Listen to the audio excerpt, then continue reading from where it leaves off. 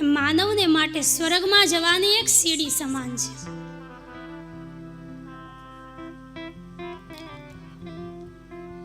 જેમાં પ્રથમ બાલકાંડ, જેની શરૂઆત ગૌસ્વામી તુલસીદાસજી મહારાજ વંદનાના પ્રકરણથી કરે છે. કોઈ પણ તમે શુભ કાર્ય કરો એટલે એમાં સૌથી પહેલા વંદના કરવામાં આવે.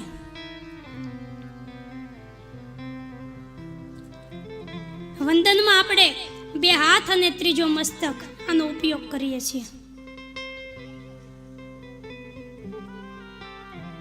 કથાની શરૂઆતમાં વંદના શું કામ? એનું કારણ શું? કારણ કે આ સંસારમાં દુસંગનો ક્યાંય તોટો નથી. માનવીને સત્સંગ દુર્લભ છે.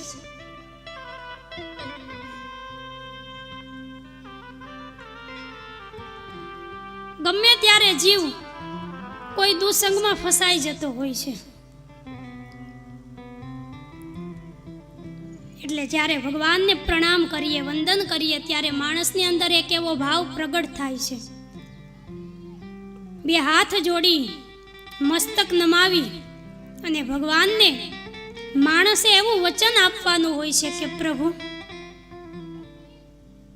હું આજથી તમને એવું વચન આપું છું કે હું મારા આ 2 હાથો દ્વારા કોઈ દિવસ કોઈ ખોટું કામ નહીં કરું. અને મસ્તક નમાવી અને એવો ભાવ કરવાનો હોય કે પ્રભુ, હું મારી બુદ્ધિ દ્વારા કોઈ પણ ખોટો નિર્ણય કોઈ દિવસ નહીં કરું. 2 હાથ અને ત્રીજું મસ્તકાનો ઉપયોગ કરવામાં આવે. માણસ એ પોતાનું મસ્તક ભગવાનના ચરણોમાં સમર્પિત કરી દે છે વંદનમાં.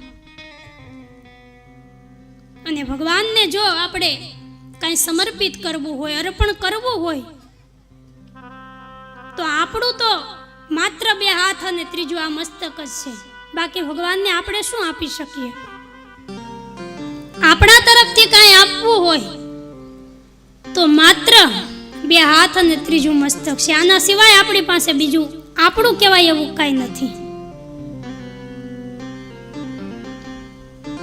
એટલે કોઈ પણ શુભ કાર્ય કરો ત્યારે સૌથી પહેલા ભગવાનને પ્રણામ કરો, વંદન કરો અને ભગવાનને એવું કહો કે પ્રભુ, હું વંદન કરી અને તમને વચન આપું છું કે હું આખી જિંદગી તમને વફાદાર રહીશ.